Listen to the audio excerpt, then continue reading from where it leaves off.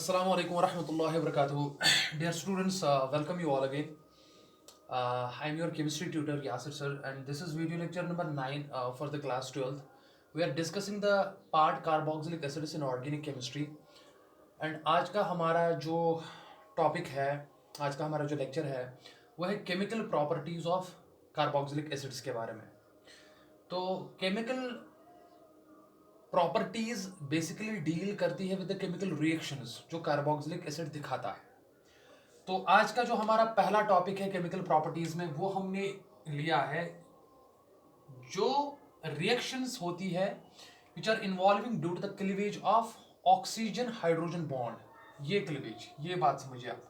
यहाँ पे इस बॉन्ड का जब क्लीवेज होता है कार्बोक्सिलिक एसिड्स में, तो वो type of chemical properties, chemical reactions पढ़ेंगे. मैंने ब्रैकेट में जो है कार्बोक्सिलिक एसिड का जो है स्ट्रक्चर दिया है RC डबल बॉन्ड OH. तो जो कार्बन और ऑक्सीजन के साथ डबल बॉन्डेड वाला ऑक्सीजन है, इसके ये ब्रेकेज नहीं करना है हमने. और उसके बाद में जो ऑक्सीजन के साथ जो हाइड्रोजन जुड़ा है, उस ऑक्सीजन हाइड्रोजन बॉन्ड क्लीवेज के बारे में हम बात कर रहे हैं. और आपको पता है जब कार्बोक्सिलिक एसिड में ऑक्सीजन हाइड्रोजन का बॉन्ड क्लीवेज होगा, उसकी वजह से H+ आयन बाहर निकलता है. यानी कि बेसिकली हम जो यहाँ पे पढ़ने जा रहे हैं रिएक्शंस में, वो हम पढ़ने जा रहे हैं acidic nature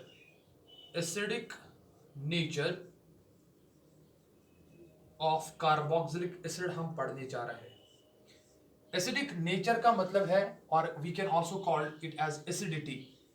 We can also call it as acidity of carboxylic acids. ये स्टोमक वाली एसिडिटी नहीं है, आई मीन ये वो कॉन्सेप्ट नहीं है. एसिडिटी का यहाँ पे कॉन्सेप्ट है कि कार्बोक्सिलिक एसिड जो है वो एसिडिक नेचर कैसे दिखाता है. तो अगर आप सिंपली याद रखेंगे, अगर मैं यहाँ पे शॉर्ट फॉर्म में आपको दिखाऊंगा दैट कार्बोक्सिलिक एसिड्स जो होते हैं, that means RC double bond OH, ये क्या करते हैं काम. सपोज ये जब ऑक्सीजन हाइड्रोजन बॉन्ड क्लीव करते हैं, ये क्लीवेज होता है यहाँ पे, बेसिकली दोनों बॉन्डेड इलेक्ट्रॉन्स ऑक्सीजन पे चढ़ते हैं. उसकी वजह से यहाँ पे जो बनता है, एक तो बनता है RC double bond O negative charge and plus H proton बाहर निकलता है. इसको कहते हैं कार्बोक्सिलेट आयन. कार्बोक्सिलेट आयन इसको कहते हैं, एंड दैट इज प्रोटॉन. तो कार्बोक्सिलिक एसिड्स जो है माय डियर स्टूडेंट्स, वो H+ आयन देते हैं, यानी कि वो एसिडिक कैरेक्टर दिखाते हैं, वो एसिडिटी दिखाते हैं. अब ये हमें किस चीज से प्रूव होगा, सर क्या कार्बोक्सिलिक एसिड्स जो है क्या वो सच में एसिडिक कैरेक्टर दिखाते हैं, क्या वहां पे सच में ऑक्सीजन हाइड्रोजन बॉन्ड क्लीव होता है. बिल्कुल होता है. तो इसके लिए क्या किया गया, इसके लिए साइंटिस्ट ने what they did, they performed an experiment in which तो मैं यहाँ पे एग्जाम्पल दूंगा, वो एग्जाम्पल दूंगा जिसकी वजह से हम ये क्लियर करेंगे कि कार्बोक्सिलिक एसिड एसिडिक नेचर दिखाता है. देखिए कुछ इंपॉर्टेंट पॉइंट्स यहां पे ध्यान में रखना. सबसे इंपॉर्टेंट बात दैट कार्बोक्सिलिक एसिड जो है, since they are acidic in nature, मैं सीधे लिखूंगा RCOOH. अगर आप इस कार्बोक्सिलिक एसिड को, प्यारे बच्चों, sodium metal, highly active metal sodium के साथ ट्रीट करते हो, तो आपको पता है दैट सोडियम जो है वो हाइड्रोजन से ज्यादा रिएक्टिव है, एक्टिव है. तो इसलिए आप देखोगे वहां पे एक तो साल्ट बनता है, उसको हम कहते हैं RCOONA, and plus dear students hydrogen gas का लिबरेशन होता है. यानी कि RCOH कार्बोक्सिलिक एसिड का हाइड्रोजन देना in the form of hydrogen gas, ये जाहिर करता है दैट ये एसिडिक नेचर दिखाता है. This experiment, evolution of hydrogen gas in this experiment clearly proves that carboxylic acid जो है it shows an acidic behavior. that means यहाँ पे ऑक्सीजन हाइड्रोजन बॉन्ड का क्लीव हो रहा है, क्लीवेज हो रहा है. सिंपल सी बात आप याद रखेंगे, अगर आप रिएक्शन को बैलेंस करना चाहोगे, यहाँ पे हाइड्रोजन 2 है, यहाँ पे 1 ही है, तो यहाँ पे आप 2 डाल देंगे, तो इसका मतलब है ये ट्वाइस आ जाएगा, जिसकी वजह से सोडियम भी 2 आ गए, तो यहाँ पे आप 2 से मल्टीप्लाई करके इस रिएक्शन को बैलेंस कर सकते हो. आपने ये रिएक्शन पढ़ी होगी that acids react with active metals such as sodium, such as potassium, such as magnesium. They react with active metals to form corresponding salt with the liberation of hydrogen gas. So evolution of hydrogen gas is a test for the RCOH to act as an acid. तो इसको हम कहते हैं यहाँ पे sodium ये जो salt बना इसको कहते हैं sodium carboxylate.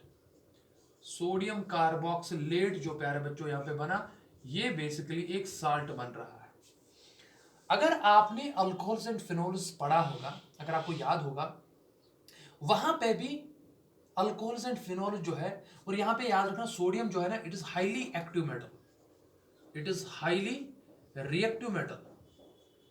Highly reactive metals जो है वो एक्टिव हाइड्रोजन कंटेनिंग कंपाउंड्स के साथ इजीली मिलते हैं। See what I am saying, highly reactive metals such as sodium, potassium, they react with active hydrogen containing compounds such as carboxylic acid. They react with active hydrogen containing compounds to form corresponding salt with the liberation of hydrogen gas. तो इसका मतलब ये हुआ that अगर हम alcohol लेंगे तो acid ले लिया हमने। इतना ही नहीं, अगर आप अल्कोहल लेंगे जैसे ROH है, ROH का मतलब है अल्कोहल, और इतना ही नहीं, अगर आप फिनॉल लेंगे C6H5OH, अगर आप फिनॉल भी लेते, देखिए मैं फिनॉल ऐसे बनाऊंगा,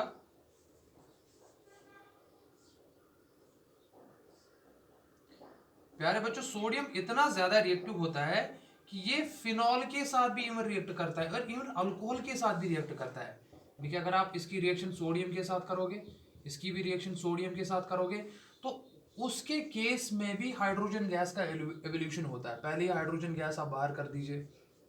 हाइड्रोजन गैस का बाहर जाना ये प्रूव करता है दैट वो कंपाउंड एसिडिक बिहेवियर दिखा रहा है, क्योंकि हमें बाद में ऑर्डर की बात करनी है। तो यहाँ पे RO यानी कि यहाँ पे इस बॉन्ड का क्लीव होगा, तो ये दोनों बॉन्ड इलेक्ट्रॉन्स यहाँ ऑक्सीजन पे आ जाएंगे, सोडियम इसके साथ कंबाइन हो जाएगा, ठीक है ना। तो यहाँ पे बनेगा क्या, यहाँ पे बनेगा RONA, यहाँ पे नेगेटिव चार्ज ऑक्सीजन पे, पॉजिटिव चार्ज सोडियम पे। इसको हम कहते हैं सोडियम, सोडियम बिकॉज सोडियम साथ में, और इस आयन को कहते हैं अल्कोक्साइड। ये भी यहाँ पे टाइप ऑफ साल्ट ही है, is called as sodium alkoxide. सबको क्लियर हो रहा है? What I want to say is that sodium इतना ज्यादा रिएक्टिव है, सोडियम इतना ज्यादा रिएक्टिव है that ये इवन अल्कोहल में से भी हाइड्रोजन बाहर निकालता है। Likewise same is the case with phenol. Phenol में भी ये हाइड्रोजन बाहर निकालेगा, और वहां पे हाइड्रोजन गैस निकालने के लिए आपको 2H डालना पड़ेगा, तो ये भी 2 टाइम्स आएगा, and this will be also 2 times. I hope it is clear to you. Fine. तो यहाँ पे भी अगर आप देखोगे जो कंपाउंड आपका बनेगा दैट विल बी, उसको कहते हैं हम सोडियम फिनॉक्साइड।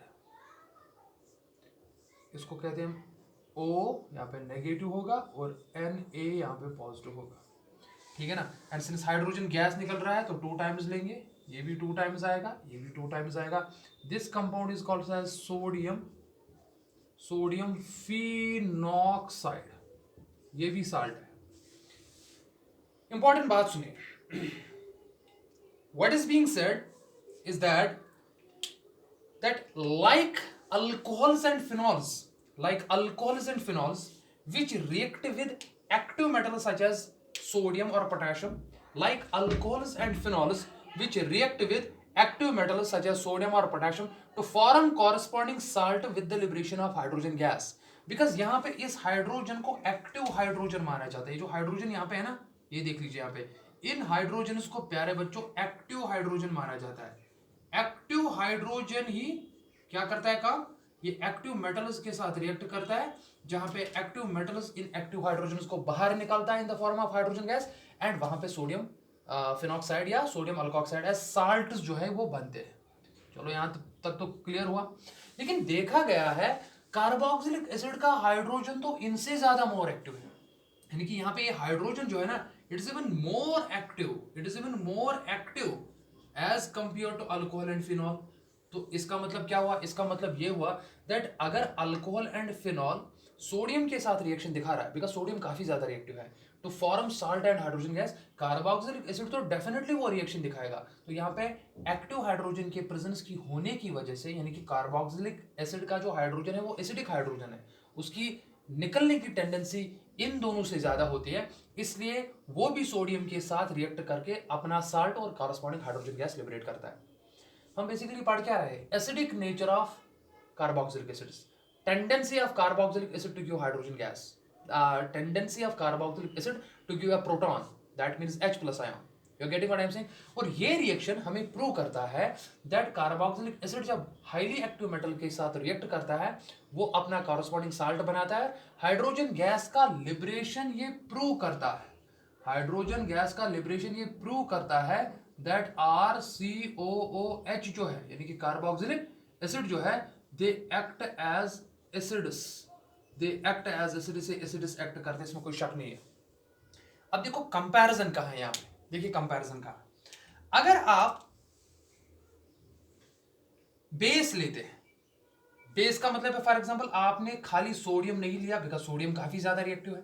मान लो सर मैंने काम किया, मैंने NaOH लिया, NaOH मैंने मान लो बेस के साथ रिएक्ट किया, आप इसको भी बेस के साथ रिएक्ट कराओ, आप इसको भी बेस के साथ रिएक्ट कराओ। अब यहां पे फर्क देखो, यहां पे फर्क देखो, कीजिए आप इसको भी बेस के साथ रिएक्ट, कीजिए आप इसको भी बेस के साथ रिएक्ट। आपको पता ही है एसिड्स बेसिस के साथ मिलते हैं, साल्ट एंड वाटर बनता है। सबको क्लियर हो रहा है? आप देखो यहां पे ध्यान दो, यहां पे carboxylic acid is so much acidic that it easily reacts with a strong base NaOH। वहां पे साल्ट यही बनेगा RCOONA, यही बनेगा, ये टॉइस नहीं लेना है आपको, RCOONA। हो क्या रहा है, ये बेसिकली Na पॉजिटिव है, OH नेगेटिव है। OH नेगेटिव यहां से H प्लस खींचेगा, वो वाटर बनाएगा, तो ये हम बेसिकली वाटर बाहर निकलता है। यहां पे लिखता हूं, बेसिकली यहां पे वाटर बाहर निकलता है, H2O बाहर निकल रहा है। ध्यान रखना मैं क्या बोल रहा हूं। OH negative since it's a base it abstracts an H positive ion from the carboxylic acid, it forms water, और यहाँ पे नेगेटिव इस पे चढ़ता है और पॉजिटिव इसके साथ जुड़ता है, ये नेगेटिव होगा ये पॉजिटिव होगा, इसको कहते हैं सोडियम कार्बोक्साइड, साल्ट बन गया। यहाँ पे बेस OH नेगेटिव इसमें से H पॉजिटिव इसलिए खींचती है बिकॉज इसकी टेंडेंसी इजीली है H पॉजिटिव देने की। क्यों है, इनसे क्यों ज्यादा है वो मैं बाद में बताऊंगा रीजन, पहले आप रिएक्शन समझो। सर व्हाट अबाउट दिस, मुझे बताओ यहां पे क्या होगा।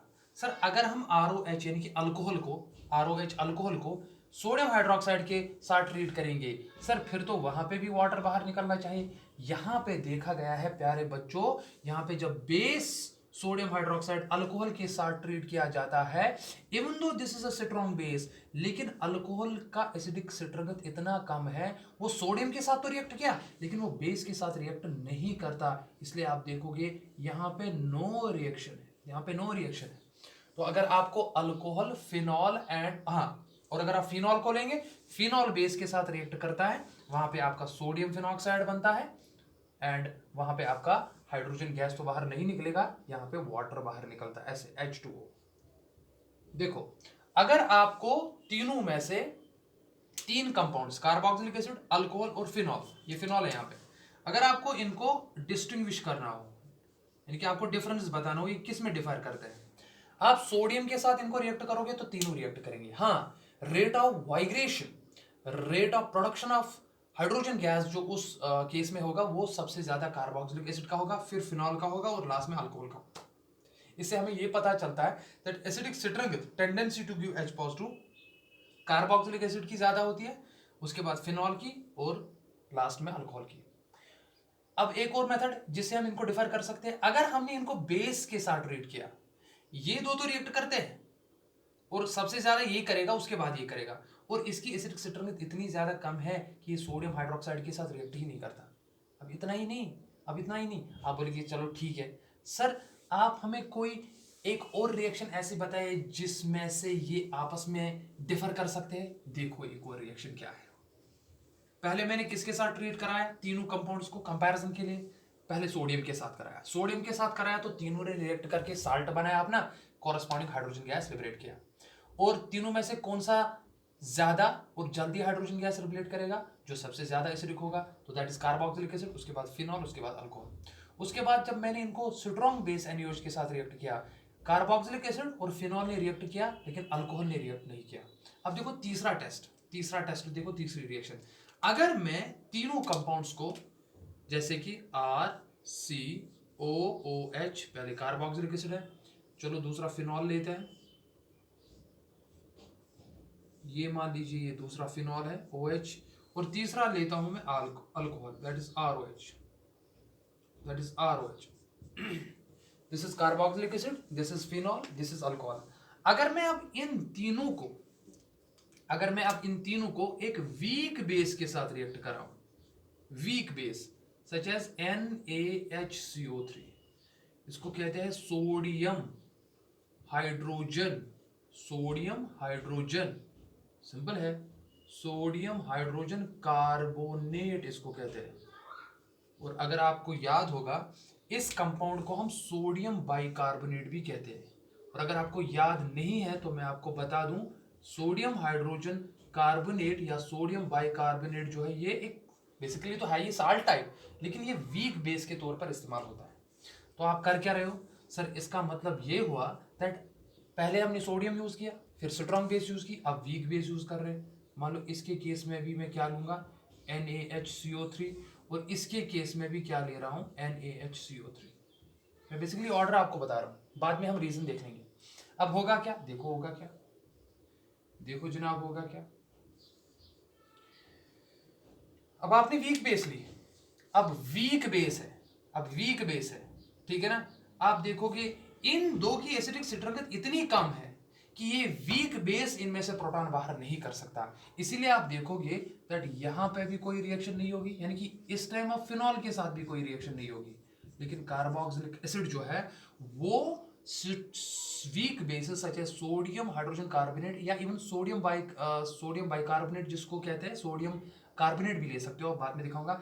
ये यहाँ पे अपना साल्ट बनाएगा RCOONA, बनेगा तो साल्ट यही, देखो एक तो ये साल्ट बना, दूसरा दूसरा दूसरा RCONA प्लस वाटर बाहर निकलता है H2O। और यहाँ पे सबसे इंपॉर्टेंट बात, यहाँ पे कार्बन डाइऑक्साइड गैस का रिलीज होता है। ये जो ही बनता है ना ये ऊपर आता है, ये साल्ट है and you know that is called as sodium carboxylate. यानी कि अगर मान लो आपके पास क्या है, ध्यान में दिमाग लड़ाओ, आपके पास 3 टेस्ट ट्यूब है, देखो test tube number 1, test tube number 2, test tube number 3। देखो 1 2 3। पहले में क्या है, मान लो पहले में है RCOOH एसिड है। दूसरे में क्या है, दूसरे में मान लो फिनॉल है, दैट मीन C6H5OH, आराम से समझना। और मान लो तीसरे में क्या है, तीसरे में है ROH। अब आपको इनका एसिडिक स्थिरांक जो है वो डिटरमिन करना है। सबसे इंपॉर्टेंट तरीका जो है टेस्ट करने का, सबसे इंपॉर्टेंट तरीका जो है टेस्ट करने का एसिडिक स्थिरांक ढूंढने के लिए, यानी कि आपको नहीं पता है 1 में क्या है, 2 में क्या है, 3 में क्या है, आपको पता नहीं है, आपको देखना है कि कार्बोक्सिलिक एसिड किसमें है, RCOH किसमें है। अब मैंने आपको इजी करने के लिए बता दिया मान लो पहले में, लेकिन सपोज आपको पता नहीं, आप क्या करेंगे, आप NaHCO3 लाएंगे, इसको कहते हैं सोडियम हाइड्रोजन कार्बोनेट। इसको बेकिंग सोडा भी कह सकते हो, क्लास 10th में पढ़ा होगा। ये एक वीक बेस एक्ट करता है। आप ये इसके एक्वस सोल्यूशन में डालोगे, इसके एक्वस सोल्यूशन में भी डालोगे, इसके एक्वस सोल्यूशन में भी डालोगे। देखो यहाँ पे मैंने RCOH यहाँ पे लिया, C6H5, इसकी फॉर्मूला ये है C6H5OH, इसको फिनॉल कहते हैं, फिनॉल, ये जो मैंने यहाँ पे लिया, ठीक है ना, C6H5OH। और ROH अल्कोहल लिया, तीनों में डाला, होगा क्या, देखो देखो होगा क्या, खुद ही देखो। इन दो के साथ कुछ नहीं होगा, यानी कि 2 टेस्ट ट्यूब जो होंगे जिनमें आपको कुछ नहीं दिखेगा, आप कहना कि उसमें से एक फिनॉल होगा, दूसरा अल्कोहल होगा। लेकिन जिस बीकर में आपको ये ऐड करने से ही वाटर भी साथ में होगा, मैंने एक्वस कहा, बिकॉज एसिड तब तक H+ नहीं देगा जब तक पानी साथ में नहीं होगा, बाद में दिखाऊंगा मैं थोड़ी देर बाद। तो एक इंपॉर्टेंट बात याद रखेंगे दैट यहां पे जो ही आपको बबल्स दिखने शुरू हो जाएगी, वो बबल्स पता है कौन है, वो कार्बन डाइऑक्साइड गैस है। जो ही कार्बन डाइऑक्साइड गैस बनता है ना, तो गैस है, ये हल्का होता है, वोलेटाइल होता है, इट कम्स आउट रैपिडली, उसको हम कहते हैं ब्रिस्क इफर्वेसेंस। तो कार्बन डाइऑक्साइड का बनना, जब हम बेकिंग सोडा ऐड करते हैं एक aqueous solution of an unknown compound में, अगर उस अननोन कंपाउंड के एक्वस सॉल्यूशन में ये ऐड करने से वहां पे कार्बन डाइऑक्साइड का एफर्वेसेंस हुआ, तो इसका मतलब है वो आपका कंपाउंड कार्बोक्सिलिक एसिड था, यानी कि उसमें COOH ग्रुप प्रेजेंट था। तो आप देखोगे यहाँ पे क्या बनेगा, एक तो बनेगा RCOONA, जाहिर सी बात है, प्लस वाटर तो है ही साथ में, और यहाँ पे जो कार्बन डाइऑक्साइड गैस का एफर्वेसेंस हो रहा है, ये मैं यहाँ पे सर्कल में डाल रहा हूँ। ये सबसे इंपॉर्टेंट बात है, ये आपको टेस्ट कराएगा कि कार्बन डाइऑक्साइड जो है, यानी कि ये कंपाउंड जो है कार्बोक्सिलिक एसिड है। इन दो में कोई फर्क नहीं पड़ेगा, नो रिएक्शन, इन दो में कोई रिएक्शन नहीं होगा। यानी कि अगर आप वीक बेस के साथ रिएक्शन कराते हो तो इसका मतलब ये हुआ उसमें खाली कार्बोक्सिलिक एसिड वाला पार्ट ही रिएक्ट करेगा, ये दो नहीं करेंगे। तो इससे हमें ये प्रूव हो जाता है कि इन दो से ज्यादा एसिडिक अगर है तो वो ये है। तो पहले देखो इस केस से हम आपको क्या पता चलता है, इसने रिएक्ट नहीं किया, इसने भी रिएक्ट नहीं किया, लेकिन इसने किया, तो इसका मतलब इसका एसिडिक स्ट्रेंथ इन तीन से ज्यादा है। तो सबसे ज्यादा किसका, इसका। उसके बाद मैंने दूसरी रिएक्शन आपको दिखाई जब मैंने स्ट्रॉन्ग बेस के साथ किया। स्ट्रॉन्ग बेस में खाली इसने किया था और इसने नहीं किया था, इसका मतलब दूसरे नंबर पे ये आ गया और लास्ट नंबर पे आ जाएगा। तो बताओ अगर हम एसिडिक स्ट्रेंथ की बात करेंगे, यानी कि एसिडिक ऑर्डर की अगर हम बात करेंगे, ठीक है, तो वो क्या होगा। फिलहाल मैंने डायरेक्टली आपको रिएक्शंस के थ्रू समझा, बाद में हम इसका डिसोसिएशन आपको दिखा दें। तो अगर हम यहाँ पे एसिडिक ऑर्डर की बात करेंगे, अगर हम खाली एसिडिक ऑर्डर की तीन कंपाउंड्स की बात करेंगे, किस किस की, carboxylic acid, phenol and alcohol, तो सबसे ज्यादा एसिडिक होगा कार्बोक्सिलिक एसिड RCOH, उसके बाद होगा फिनॉल दैट इज C6H5OH, और लास्ट में जो एसिडिक होगा प्यारे बच्चों वो होगा ROH। ये बात आप हमेशा के लिए याद रखेंगे, क्योंकि कभी कभार आपसे क्वेश्चन पूछा जाता है, discuss the acidic nature, discuss the acidic strength या acidic nature of carboxylic acids. ठीक है, यहां तक क्लियर हो गया सबको। अब देखिए इंपॉर्टेंट बात, अब सुनिए। अब मैं आपको यह कहने जा रहा हूं दूसरी बात, नोट में डाल देता हूं यहां पे क्या, a substance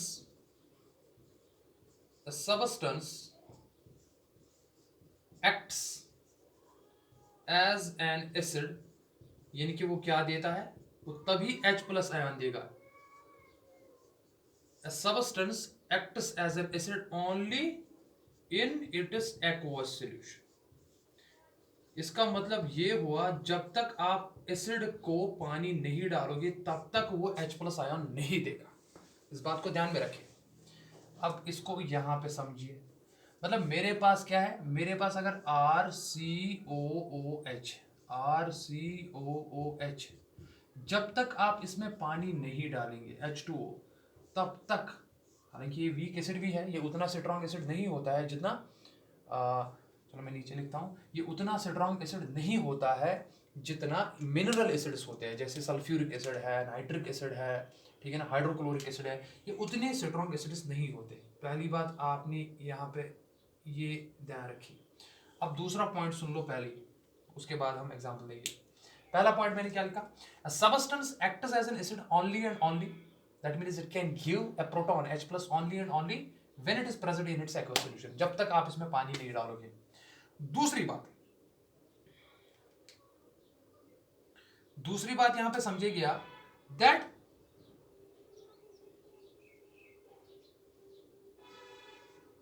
द स्ट्रेंथ, समझ लेना, the strength of an acid, the strength of an acid, what do you mean by strength of an acid? strength of an acid का मतलब है टेंडेंसी और एबिलिटी। चलो मैं ये भी लिख लेता हूं, इसका मतलब है टेंडेंसी और ability of an acid to give या टू रिलीज, क्या जिगर सर, H+ आयन। ये मैंने ब्रैकेट क्लोज कर दिया। जिस एसिड की H+ आयन रिलीज करने की एबिलिटी, टेंडेंसी ज्यादा होगी, उसकी स्ट्रेंथ, एसिडिक स्ट्रेंथ ज्यादा है, ये मतलब है मेरा। तो क्या लिखा मैंने दूसरा point, the strength of an acid that is tendency और its ability to give H+ ion is govern या determined by the stability of its negative ion form। ये क्या मतलब है, ये हम सिखाएंगे आपको। तो इन दो पॉइंट्स को मेमोराइज कर लो, इन दो पॉइंट्स को दिमाग में रख लो, इसके बाद हम आगे जाएंगे। ठीक है, ये दो पॉइंट्स याद रहे आपको। आ जाओ यहाँ पे, अब हम डिस्कस करते हैं इसका मतलब क्या है। देखिए समझिए बात को, फिर से 2 पॉइंट्स को दिमाग में रखिए, इसके बाद हम आपको एग्जाम्पल्स देके समझाएंगे। एक सबस्टेंस तभी एक्ट एसिड करेगा जब तक आप उसको पानी में नहीं डालोगे। मान लो आपके पास एसिड है, HCl है, H2SO4 है, अब जब तक इसको पानी में नहीं डालेगी ना तब तक ये H+ आयन नहीं देगा। मतलब एक एसिड को एसिडिक प्रॉपर्टी H+ आयन देने के लिए पानी का होना लाजमी है, पहली बात। दूसरी बात, अब एक एसिड कितना स्ट्रॉन्ग होगा सर, यानी कि कितना इजीली H+ आयन दे सकता है, वो डिटरमिन करेगा कि उसके H+ आयन देने के बाद जो दूसरा नेगेटिव आयन बनेगा उसकी स्टेबिलिटी कितनी है। अगर उसकी स्टेबिलिटी ज्यादा है ना तो H+ आयन देने में दिक्कत नहीं हो जाएगी, उसमें डिफिकल्टी नहीं आएगी। ये 2 चीजें याद रखो और यहां पे समझो अब रीजन क्या है, समझिए। तीनों का केस लेते हैं, देखिए तीनों का केस लेते हैं। पहला केस कार्बोक्सिलिक एसिड का लेते हैं, RCOOH। OH बॉन्ड क्लीवेज ही होगा। आप इसको, चलिए मैं ऐसे दिखाता हूं, पहले लेता हूं मैं कार्बोक्सिलिक एसिड RCOOH। ये कौन सा है सर, ये कार्बोक्सिलिक एसिड है, ये रहा Ca कार्बोक्सिलिक एसिड। किस में डालेंगे सर, पानी में डालेंगे, तब तक तो थोड़ी H+ देगा, पानी तो होना चाहिए, एक्वस मीडियम तो होना चाहिए। देखिए आराम से, पहला। दूसरा देखो, ये पहला लिया मैंने, देखो दूसरा फिनॉल लेंगे, फिनॉल, देखिए फिनॉल, ये मान लीजिए फिनॉल है,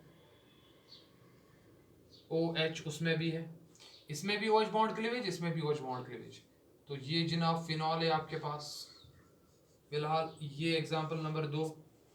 और तीसरा कौन है आपके पास, ROH। और भी एग्जांपल देंगे आगे लेक्चर्स में, फिलहाल इन तीनों का हम कंपैरिजन करेंगे।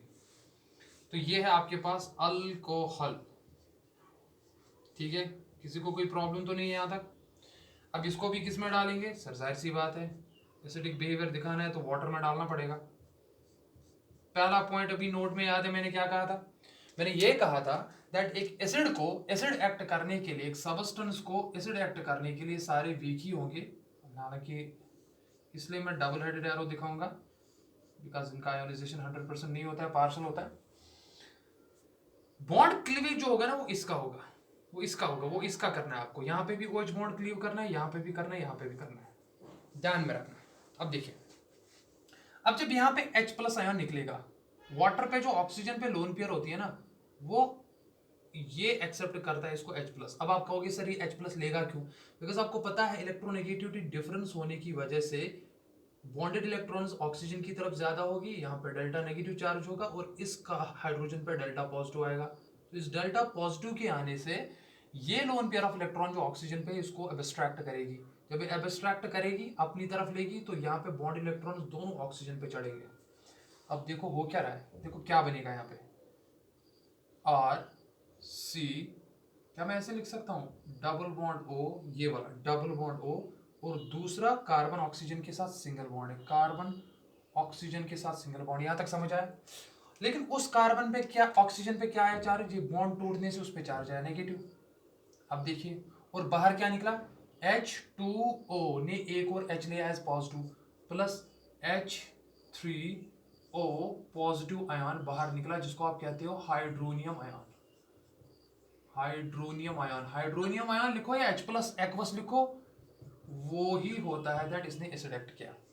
अब इस आयन को क्या कहते हैं, कार्बोक्सिलेट, कार्बोक्सिलेट आयन इसको कहते हैं, ठीक है, समझ आया। अब देखो, अगर ये स्टेबल है, अगर ये स्टेबल है, यानी कि अगर इसके जाने से ये स्टेबल रहता है, इसको फर्क नहीं पड़ता है, इसको जाने देगा, समझो यहाँ पे RCOH H को तभी छोड़ेगा जब इसकी वजह से जो नेगेटिव आयन होगा इसकी कंपैरेटिवली स्टेबिलिटी हो। अगर ये स्टेबल है तब ये कहेगा इसको निकल, तो कोई प्रॉब्लम नहीं है, तो निकल, मुझे तेरे होने से भी ज्यादा कोई फर्क नहीं पड़ता है, मैं जी लूंगा तेरे बिना, ठीक है ना, लोग मरते नहीं है, तू जा निकल ले यहाँ से, ठीक है ना, मुझे कोई टेंशन नहीं है, मुझे कोई प्रॉब्लम नहीं है। लेकिन अगर इसको लगता है नहीं मैं नहीं जी सकता, मैं उतना ज्यादा स्टेबल नहीं हूँ, अब ये स्टेबल होगा नहीं होगा बाद में कहूंगा, लेकिन पहले लॉजिक समझो। अगर ये कहेगा नहीं यार मैं उतना ज्यादा स्टेबल नहीं हूं, तू मत जा, वापस आ जा, वापस आ जा, हम अपनी जगह वापस आ जाएंगे, तो इसका मतलब है इसके देने की टेंडेंसी फिर ज्यादा नहीं होगी, तो इसका एसिडिक स्ट्रेंथ कम होगा। जरा यहाँ पे देखो क्या बनेगा, समझना। यहाँ पे भी सेम फंडा है, यहाँ पे इसका डेल्टा नेगेटिव होगा, इस पर डेल्टा पॉजिटिव होगा, due to electronegativity difference, understand. तो यहाँ पे इसको खींचेगा ऐसे, तो ये बॉन्ड फिर से इस पे चला जाएगा। जरा बना के यहाँ पे जो आयन बनेगा वो ये बनेगा।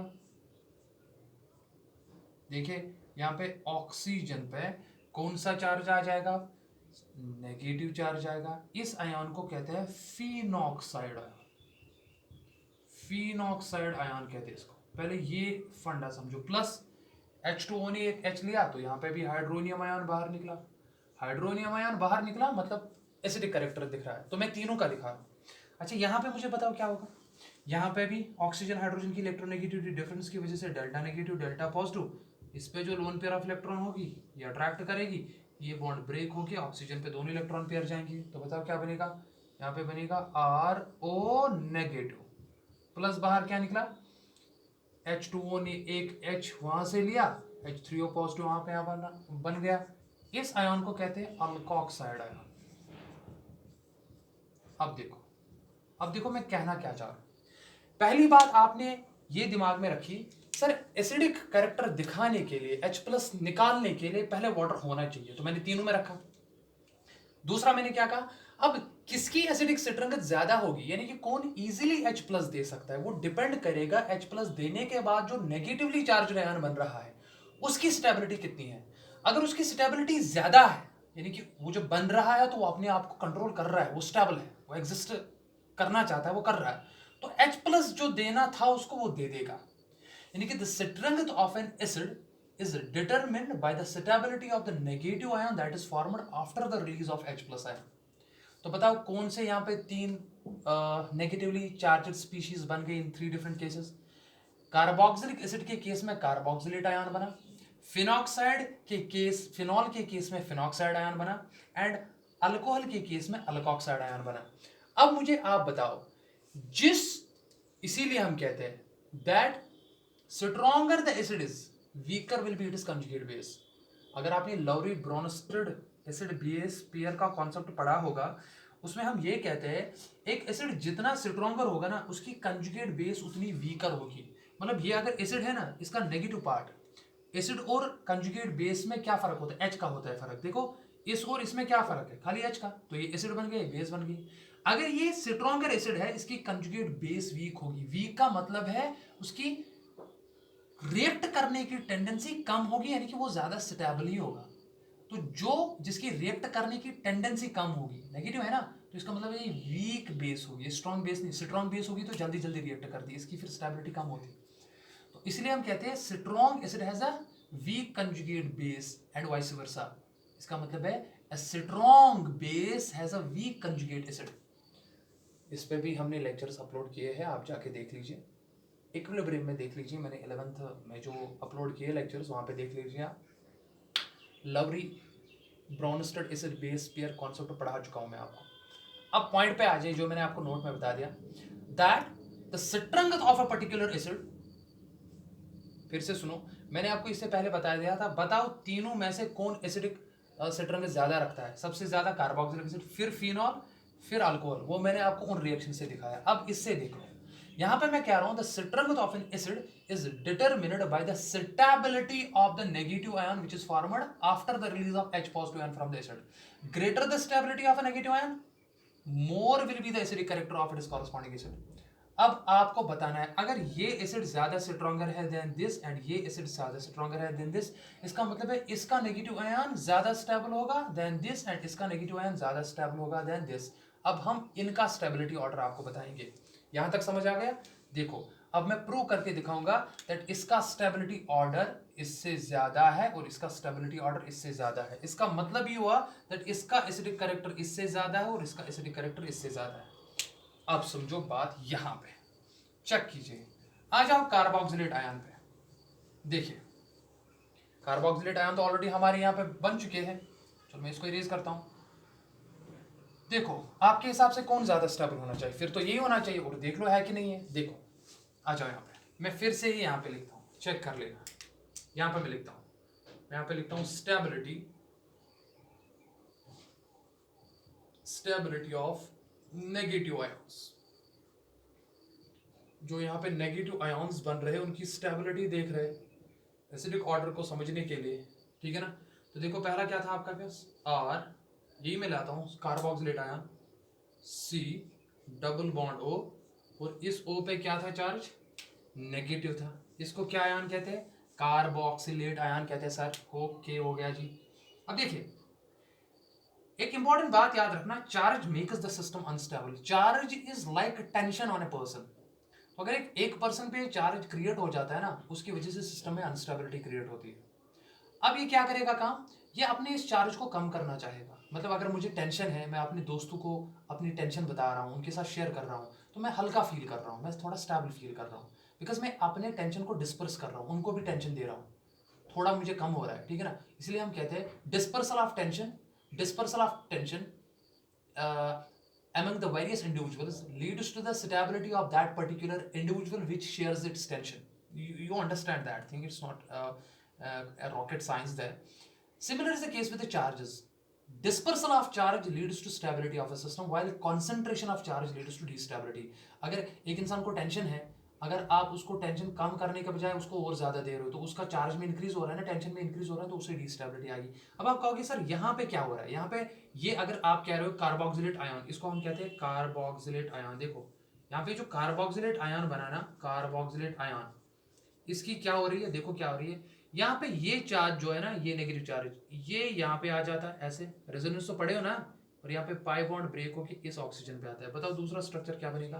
तो बेसिकली यहाँ पे क्या हो रहा है सर, यहाँ पे तो बेसिकली जनाब रेजोनेंस हो रहा है। देखो अब यहाँ पे डबल बॉन्ड आ गया, ठीक है ना, और इसके बाद ये फिर से वापस आ जाएगा यहाँ पे, और ये फिर से वापस क्रिएट हो जाएगा यहाँ पे। तो अगर आप इनका रेजोनेंस हाइब्रिड बनाएंगे तो वो कैसा होगा, वो ऐसा होगा। देखिए R C oxygen oxygen, since negative charge circulate कर रहा है इस ऑक्सीजन पे भी, देखो यहाँ पे भी नेगेटिव चार्ज है इस वाले ऑक्सीजन, तो ये डीलोकलाइज करता जा रहा है। तो बेसिकली यहाँ पे हो क्या रहा है, रेजोनेंस। आपको पता है रेजोनेंस की वजह से क्या हो रही है, स्टेबिलिटी क्रिएट होती है, और इसीलिए हम वो नेगेटिव चार्ज का डिस्पर्सल ऐसे दिखाते हैं, थोड़ा इस पे वो चार्ज रखेंगे डेल्टा नेगेटिव, थोड़ा इस पे, तो ये आपका बन गया resonance hybrid. What I want to say is that if somebody will ask you a question that why carboxylic acids are acidic in nature, why they show acidic behavior, why they show tendency to release H positive ion, you will ask them that because they give H plus ion because of the fact that the negative ion, the carboxylate ion which is generated is basically resonance stabilized. उसको resonance negative charge को stabilise करता है, और उस resonance की वजह से वो स्टेबल रहता है और H पॉजिटिव आयन खुशी खुशी दे देता है, ठीक है ना, और वह डिस्पर्सल भी हो रहा है। यहाँ पे सबको क्लियर हुआ, ठीक है ना। अब देखो ये तो पहला वाला केस हुआ, this is case first. In case of carboxylate ion, तो इसको मैं लिखूंगा केस फर्स्ट। यहाँ तक क्लियर हुआ। अब देखो जरा केस सेकंड पे आते, मैं यहाँ पे लिखता हूँ केस सेकंड। केस सेकंड पे आ जाओ, फिनॉक्साइड आयन की बात करते हैं, ठीक है। चलो पहले अल्कोक्साइड आयन की बात करते हैं, केस सेकंड इस वाले की बात करते हैं, उसके बाद में ये इरेज करके यहाँ पे बात करूंगा। देखो अगर आप अल्कोक्साइड आयन लोगे ना, RO, और इस पे क्या चार्ज है, नेगेटिव चार्ज है, देख लो यहाँ पे RO नेगेटिव। आप मुझे बताओ क्या ये स्टेबल होगा, इसको कहते हैं alkoxide ion. Alkoxide ion is not stable या इज लेस स्टेबल। अब आप कहोगे सर क्यों है, बिकॉज ऑक्सीजन पे ऑलरेडी नेगेटिव चार्ज है, और R आपको पता है ये प्लस आई इंडक्टिव इफेक्ट दिखाता है। प्लस आई इंडक्टिव इफेक्ट की वजह से क्या होगा, ये इलेक्ट्रॉन्स रिलीज करेगा टुवर्ड्स ऑक्सीजन एटम। जब ये इलेक्ट्रॉन्स रिलीज करेगा टुवर्ड्स ऑक्सीजन एटम, मुझे बताओ ऑलरेडी ऑक्सीजन पे नेगेटिव चार्ज था, और इलेक्ट्रॉन्स जब पुश हो गए तो इसमें नेगेटिव चार्ज इंक्रीज हो गया, तो यहाँ पे क्या हुआ, यहाँ पे हो जाएगा कॉन्सेंट्रेशन ऑफ चार्ज। मैंने अभी आपको बताया that dispersal of charge leads to stability, whereas concentration of charge leads to destability. Concentration of charge leads to destability. Destability. अब यहाँ पे रेजोनेंस इन्वॉल्व हो ही नहीं रहा, तो मैं क्या बनाऊं। तो इसीलिए आप देखोगे अगर आप कार्बोक्सिलेट आयन और अल्कोक्साइड आयन की बात करोगे तो कौन स्टेबल है, जाहिर सी बात है ये, इसमें रेजोनेंस इन्वॉल्व हो रहा है, डिस्पर्सल ऑफ चार्ज हो रहा है, और यहाँ पे तो कॉन्सेंट्रेशन ऑफ चार्ज हो रहा है ना। तो सबसे वीक अगर लेस स्टेबल अगर नेगेटिव चार्ज में से होगा वो अल्कोक्साइड आयन होगा। अब आप कहोगे सर फिनॉक्साइड का क्या मसला है, वहां तो बेंजीन रिंग है, वहां पे भी तो रेजोनेंस आ जाएगा, फिर क्या मसला है। अब मैं इसका दिखाऊंगा आपको, तो मैं यूज करता हूँ। देखो केस नंबर थर्ड, देखिए मैं यहाँ पे लिखता हूँ केस थर्ड। केस थर्ड में मैं क्या लेता हूँ, फिनॉक्साइड वाला केस। देखिए यही है ना फिनॉक्साइड। देखिए यहाँ पे ऑक्सीजन पे negative charge and this is called as phenoxide ion. पहली बात, क्या यहाँ पे डिस्पर्सल ऑफ चार्ज होगा? बिल्कुल होगा। लेकिन देखो इंपॉर्टेंट बात सुनो। अब आप यहाँ कहोगे सर ये तो फिनॉक्साइड आयन है, यहाँ पे तो ऑक्सीजन पे नेगेटिव चार्ज। यहाँ पे जब ये चार्ज यहाँ पे आ जाएगा तो ये बॉन्ड पेयर यहाँ पे आ जाएगी, बनाइए दूसरा स्ट्रक्चर। तो मैं कहूँगा दूसरा स्ट्रक्चर जनाब ये बनेगा, आराम से देख लेना। तो यहाँ पे नेगेटिव आ गया, अब यहाँ पे डबल बॉन्ड ऑक्सीजन आ गया, सबको क्लियर हो रहा है। ये और ये है स्ट्रक्चर फर्स्ट, ये है स्ट्रक्चर सेकंड। आप देखो, अब आप कहोगे सर ये नेगेटिव यहाँ पे शिफ्ट हो जाएगा और यहाँ पे डीलोकलाइजेशन इधर आ जाएगा। बनाओ एक और, क्या बनेगा सर? अब तो ये बनेगा, अब नेगेटिव चार्ज यहाँ पे आएगा और ये डबल बॉन्ड ऑक्सीजन, सबको दिख रहा है। चलो एक और बनाओ। सर ये नेगेटिव यहाँ पे आ गया, ये पाई बॉन्ड यहाँ पे शिफ्ट हो जाएगा। बना देते एक और। अब यहाँ पे आ गया, यहाँ पे आ गया, ये नेगेटिव आ गया, वापस इसको कर दो और ये पाई बॉन्ड वापस ब्रेक हो जाएगा। This is structure second, this is third, this is fourth and ये वाला बन जाएगा फिफ्थ। देखिए अभी वापस जब जाएगा मैं आप सीधे रेजोनेंस हाइब्रिड बनाऊंगा। तो बताओ रेजोनेंस हाइब्रिड कैसे बनेगा? देखो रेजोनेंस हाइब्रिड कैसे बनेगा। तो कहाँ कहाँ पे चार्ज डीलोकलाइज हो रहा है? ऑक्सीजन से लेके पूरी रिंग तक। तो उसको मैं ऐसे दिखाऊंगा, रिंग पे तो हो ही रहा है और यहाँ पे ऑलरेडी सिंगल बॉन्ड ऑक्सीजन था, यहाँ पे मैं ऐसे दिखाऊंगा। तो यहाँ पे भी नेगेटिव, यहाँ पे भी नेगेटिव, यहाँ पे नेगेटिव, यहाँ पे तो नहीं आया और यहाँ पे नेगेटिव। ये रेजोनेंस हाइब्रिड है, ये हाइब्रिड है। लेकिन इंपॉर्टेंट बात सुनो, अब आप में से कोई क्वेश्चन पूछ सकता है सर यहाँ पे भी रेजोनेंस हुआ, यहाँ पे भी रेजोनेंस हुआ, इनफैक्ट यहाँ तो ज्यादा रेजोनेटिंग स्ट्रक्चर्स बने, तो फिर ये वाला कार्बोक्सिलेट आयन इससे ज्यादा क्यों स्टेबल है?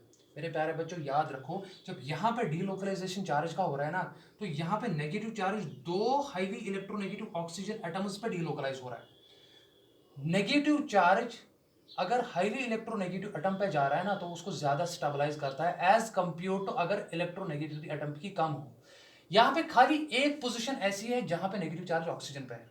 अगर आप बाकी पोजीशंस देखोगे ना, देखो ये आर्थो वाली पोजीशन, ये पैरा वाली पोजीशन और ये फिर से आर्थो वाली पोजीशन। देखो यहाँ पे ये दो आर्थो पोजीशन है और एक पैरा पोजीशन है। यहाँ पे खाली एक जगह पे ऑक्सीजन पे नेगेटिव आता है, लेकिन सिंस कार्बन की इलेक्ट्रोनेगेटिविटी ऑक्सीजन से कम है तो वहां पे जो एनर्जी इन्वॉल्व हो रही है ना वो फिनॉक्साइड आयन की कम होगी as compare the carboxylate ion. तो अगर हम ओवरऑल स्टेबिलिटी की बात करेंगे, मैं यहाँ पे लिखूंगा, अगर हम ओवरऑल, या मैं ऐसे लिखूंगा स्टेबिलिटी, मैं ऐसे लिखूंगा स्टेबिलिटी। देखिए स्टेबिलिटी, स्टेबिलिटी ऑर्डर किसकी? नेगेटिव आयंस की। तो वो सबसे ज्यादा किसकी होगी? रीजन समझ आया ना? सबसे ज्यादा क्यों है? तो सबसे ज्यादा कौन होगा? RCOO नेगेटिव, ये ज्यादा स्टेबल होगा। उसके बाद कौन होगा? C6H5O नेगेटिव, जिसको फिनॉक्साइड आयन कहते हो। और लास्ट में सबसे कम स्टेबल होगा अल्कोक्साइड आयन। ये तो स्टेबिलिटी ऑर्डर है। तो इसी की वजह से जो एसिडिक ऑर्डर होगा एसिड्स का, वो क्या होगा? एसिडिक ऑर्डर में सबसे ज्यादा, इसीलिए RCOOH आएगा, उसके बाद ग्रेटर आएगा C6H5OH यानी कि फिनॉल, और लास्ट में जो आएगा अल्कोहल आएगा, that is ROH। I hope it is clear. यहाँ पे मैं स्टार डाल देता हूं।